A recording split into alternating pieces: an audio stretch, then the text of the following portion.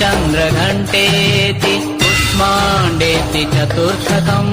पञ्चमम् स्कन्दमातेति षष्ठम् कात्यायनी तथा सप्तमम् कालरात्रीति